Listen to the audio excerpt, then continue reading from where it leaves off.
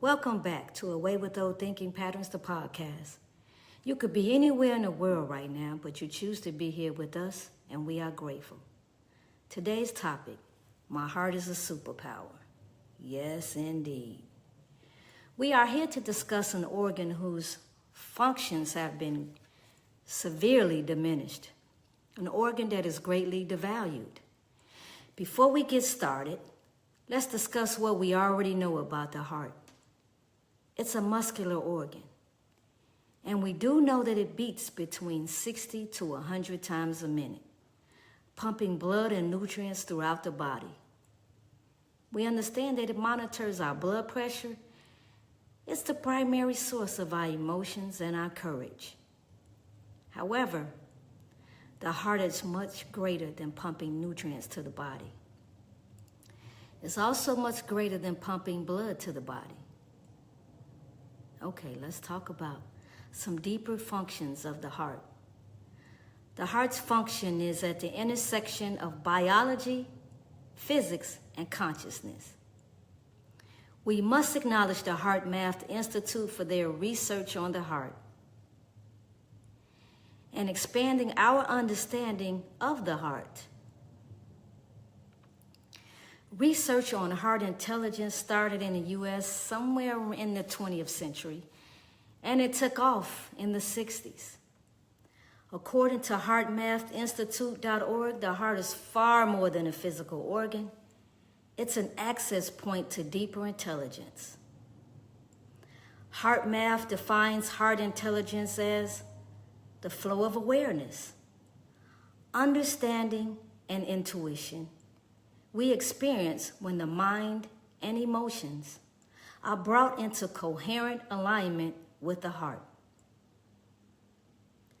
That makes the heart our true command center, as we are fueled by our emotions and desires to accomplish daily goals, like going to work, like getting up in the morning. Our heart contains its own nervous system as taught by ColumbiaSurgery.org. This system empowers the heart to process information, make autonomous decisions, and adaptively maintain its rhythm, ensuring optimal performance in response to varying physiological demands without reliance on constant brain input. It governs itself. Now you see our heart is one of our three brains in the body, and the three brains are the brain, the heart, and the gut. The heart emits an electromagnetic field 60 times stronger than the brain. Wow, that's powerful. The heart sends emotional and intuitive signals to the brain that governs our lives. The heart is the main oscillator which converts electrical energy into electromagnetic energy. The heart is in constant communication with the brain. It makes its own decisions and manages emotional intelligence. Do you know that past experiences follows the heart to its new owner? In many transplants, the new owner has encountered memories or experiences that were owned from the past owner of the heart. Fun fact, the heart is formed first in the unborn fetus, not the brain. Another fun fact, in Egypt, intelligence was measured by putting the heart on a scale, and if it was lighter than a feather, then that deemed the owner of that heart to be intelligent. The book of James in the Bible instructed us to purify our hearts. You know, purification of the heart is what increases our electromagnetic field. Now, what are the factors that reduce the range of our electromagnetic field, which creates this underactive heart? Is being withdrawn, lacking empathy, being unforgiving, even to self, isolating ourselves, and being overcritical of self and others. An overactive heart results in someone being codependent, lack of emotional self-care, lack of strong self-identity, and lack of strong personal boundaries. You know, always saying yes. There's this book called The Body Keeps the Score by Dr. Bessel van der Kolk. So if the body scores trauma, who or what is instructing it to? Yes, you're right, the heart. Proof that healing starts with the heart. Let's transition to heart wisdom. The heart is very sensitive to frequencies. I use it as a thermometer to gauge the frequency of others. If too low, I dismiss the person or situation. The heart is the general. It doesn't command the universe, it commands you. When your nervous system is regulated, you make clearer decisions.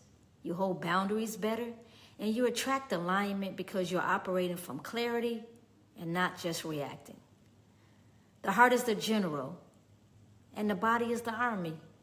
And coherence is the condition under which the general can actually lead the body effectively. What makes the heart heavy? Well, common states of the heart in society is often feeling grief, guilt, anger.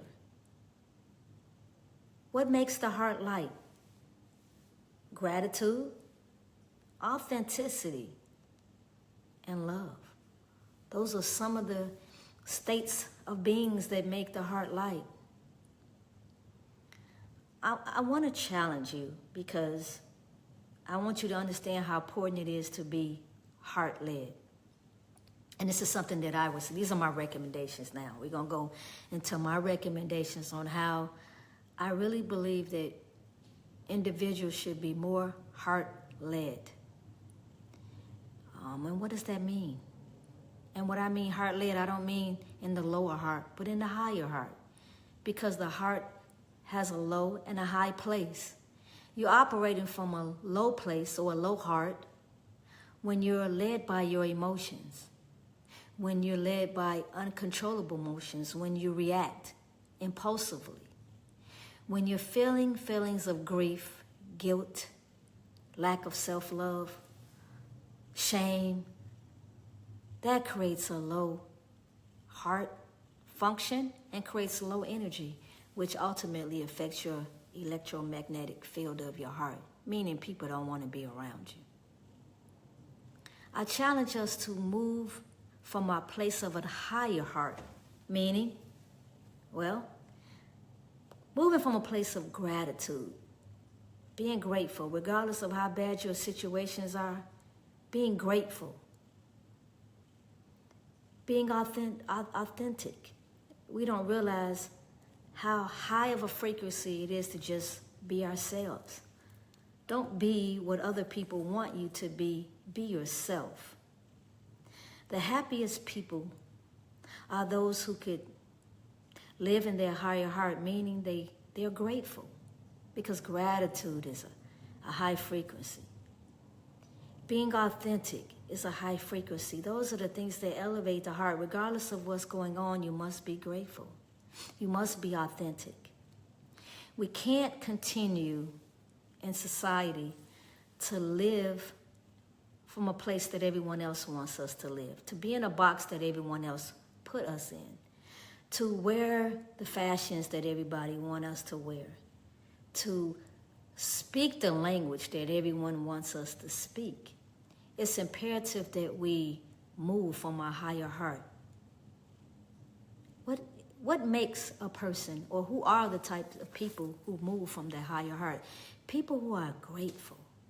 People who move a light. If you see people light on their feet, it's a great sign that they're moving from a higher heart. Remember when I said that the heart, the measurement of the heart is based on how light it is, and that deems you intelligent.